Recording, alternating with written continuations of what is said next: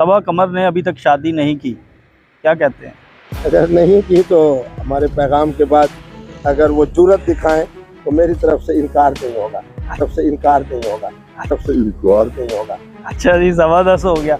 अच्छा, wonderful lady कौन आप किसे कहेंगे? मरियम नवाज़ हैं, सरताज गुल हैं, शर्मिला फारूकी हैं, सियासी मौलाना साहब आप तो ख़वातीन की बड़ी इज्जत करते हैं, आपको पत्थर भी मारते हैं तो आगे से आप गुलाब पेश करते हैं, लेकिन मौलाना फजलुर रहमान साहब के जो बयान था उससे कहीं महसूस नहीं होता कि उन्होंने ख़वातीन की तज़हीक की? मौलाना की ये गुफ्तगू इंतहाई गलत थी, आमकाना थी, गैर अखलाकी थी। बच्चियों को बच्चा समझना चाहिए। जो भी कलमा गो बच्ची है वो हमारे लिए बेटी के दर्जे में है। उनको तितलियाँ कहकर मजाक उड़ाना, इसमें मौलाना ख़ुद मजाक बने हैं।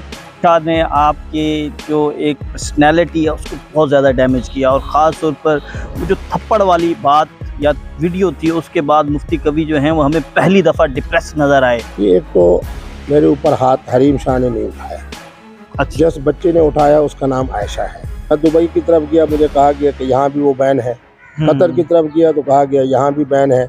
पाकिस्तान के अंदर भी मेरे ख्याल में वो बैन ही है।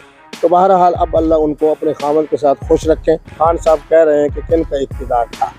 मैं तो यही बात कहूँगा कि कायदे मोहतरम आपकी ज़बान ही खुद हिज़्ब इख्तिलाफ है। मेरे ख्याल में फिल्म है इस काबिल भी नहीं तो उनका कुछ तज़किरा किया जाए। चलें इंडिया से अगर ऑफ़र आ जाए। हाँ, इंडिया की तो फिल्म इंडस्ट्री से मेरा बहुत ज़्यादा ताल्लुक़ है। हर हाल वो बेचारी बच्ची का भी कसूर नहीं है कि जब हर वक्त मजहबी लोग बराए फ़रोख्त है, उस बेचारी ने भी अगर एक अपनी कीमत रख ली है तो हालात के मुताबिक ही रखी है उसने। अस्सलाम वालेकुम नाज़रीन, आप देख रहे हैं ग्लोबल पाकिस्तान। नाज़रीन, जिसका था इंतज़ार आ गया है वो शाहकार। बड़े ही अरसे के बाद जलवागर हो रहे हैं जनाब मुफ्ती कवी साहब। कवी साहब, इतने अरसे से मीडिया से दूर, ये तो आपकी तबीयत के बिल्कुल बरक्स है।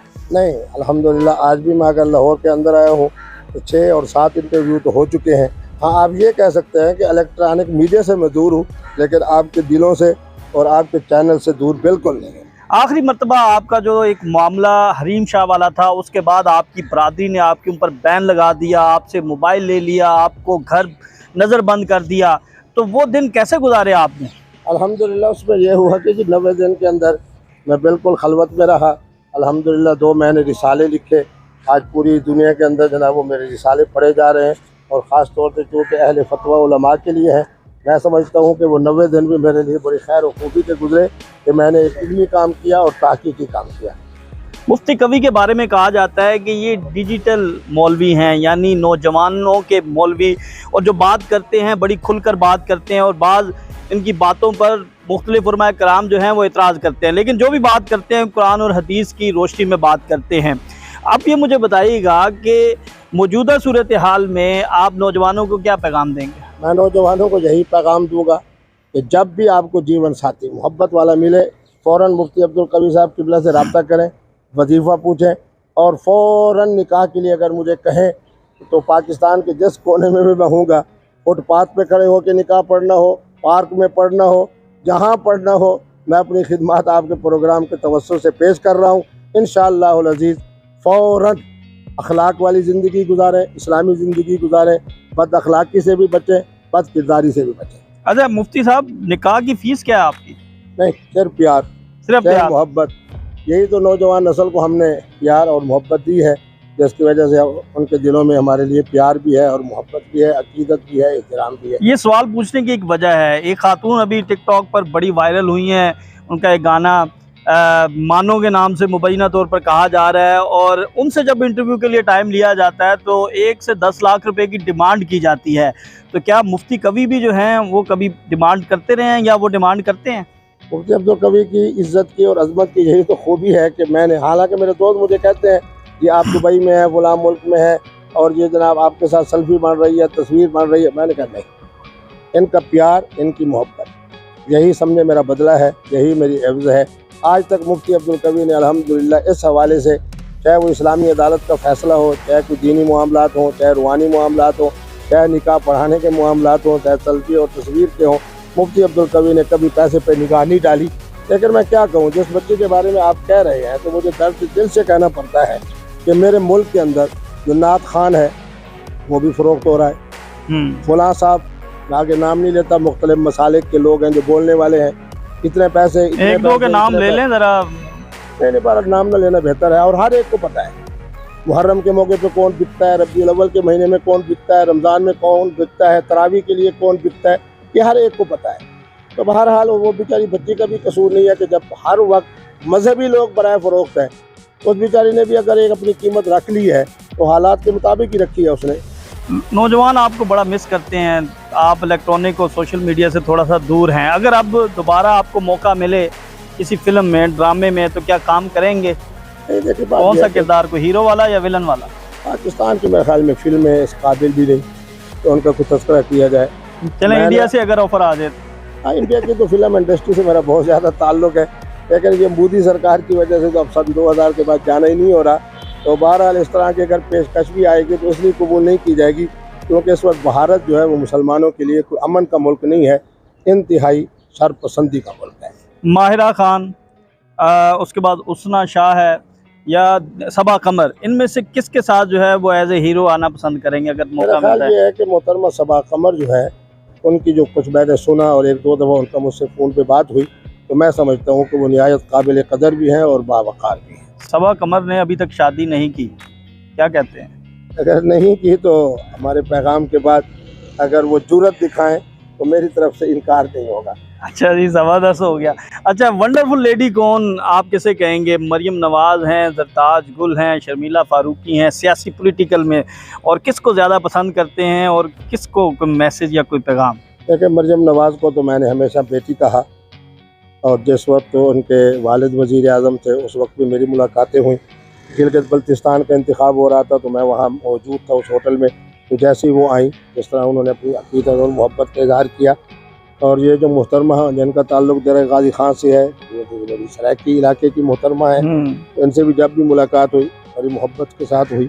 इसी तरीके पर शर्मिला फारूकी साहब से टेलीविज़न की मुनासबत से तो कई दफ़ा हम शरीक गुफ्तगू रहे, लेकिन कुछ ज़्यादा मुलाकातों का सिलसिला नहीं है। अच्छा, मुझे ये बताइएगा मुफ्ती साहब, किसका निकाह पढ़ाने की ख्वाहिश आपकी है कि यार मैं इस शख्सियत का निकाह पढ़ाऊँ?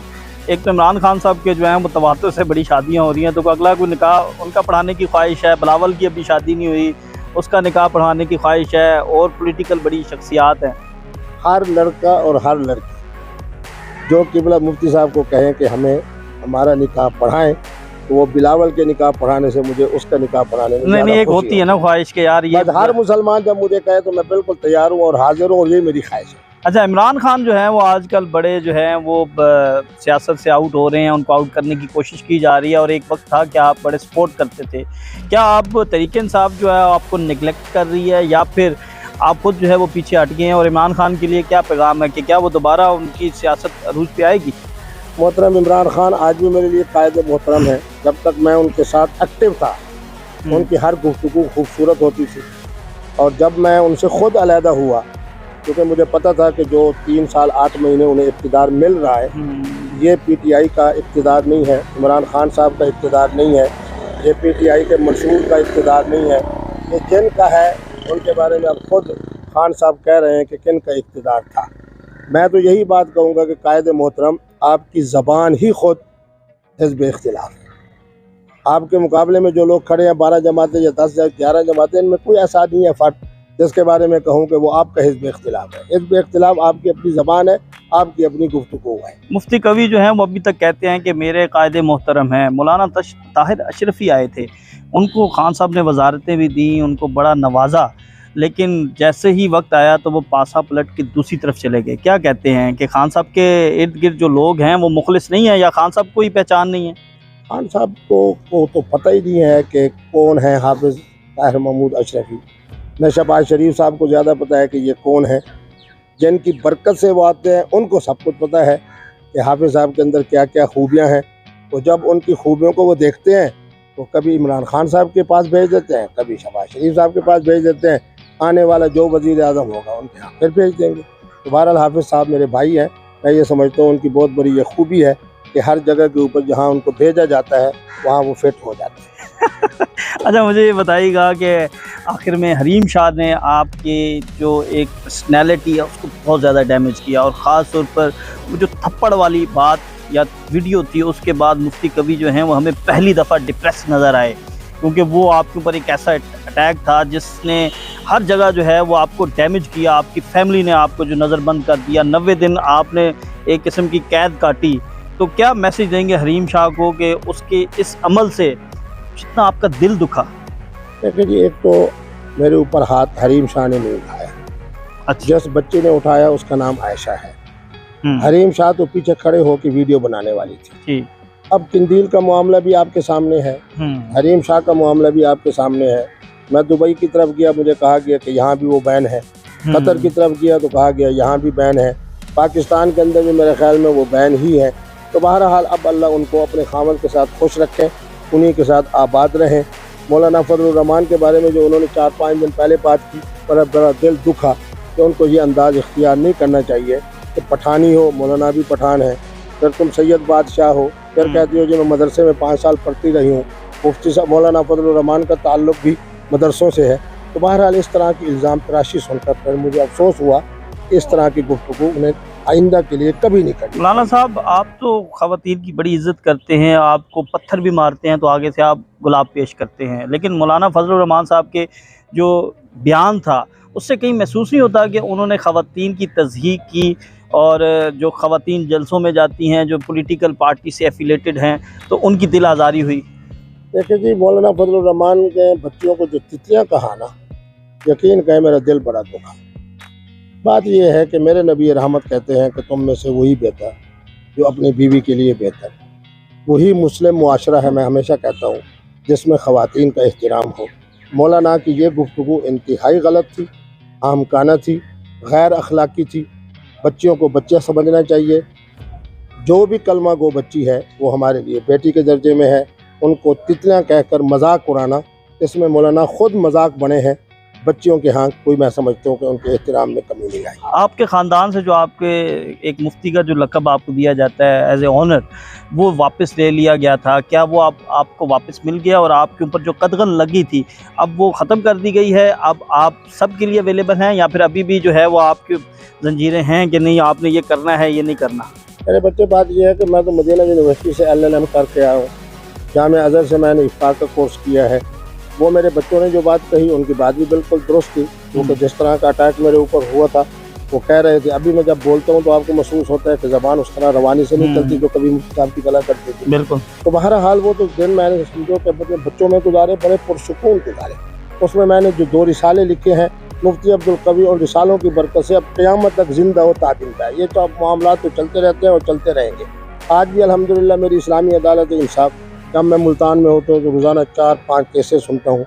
उसी तरह दारुल इफ्ता आबाद है, उसी तरह मेरी इस्लामी अदालत का जो है आबाद है, उसी तरह पे ये सारे मामला चल रहे हैं। इंशाअल्लाह आइंदा भी चलते रहेंगे। कंदील बलोच की याद तो आती होगी? असल बात यह है कि कंदील बलोच को भी मैं जब याद करता हूँ तो इस हवाले से उसको मजलूम समझता हूँ। उस बेचारे ने जो कुछ किया अपने साथ खुद किया, और फिर अपने भाई के हाथों। पुलिस की रिपोर्ट यह है कि 1 घंटा 12 मिनट तक तड़पने के बाद वो बेचारी दुनिया से रवाना हो गई। अल्लाह तबारक व तआला ऐसा अंजाम किसी का न बनाए। बिल्कुल जी। आखिर में क्या पैगाम देंगे अपने चाहने वालों को? मैं चाहने वालों को यही पैगाम देता हूँ कि सुकून से रहें, इत्मीनान से रहें, खुशियों के साथ रहें। जिस जीवन साथी का इंतखाब करें उसके साथ मुखलिस बन के मुस्कराते हुए चेहरे के साथ उसे पैगाम निकाह भेजें और बड़ी पुरसुकून ज़िंदगी गुजारें। जी बिल्कुल, हमारे साथ बड़ी ही मोतदिल शख्सियत मुफ्ती अब्दुल कवी साहब मौजूद थे, और इनसे हम जो भी सवाल करते हैं बड़ी आसान तरीके से, बड़े प्यार से जो है वो उसका जवाब देते हैं। सख्त सवालों का जवाब भी इस तरह देते हैं जैसे इनके मुँह से जो है वो फूल झड़ रहे हों। तो हम इनके साथ राब्ते में रहेंगे। अगली वीडियो तक के लिए हमें इजाज़त दें। अल्लाह हाफ़िज़।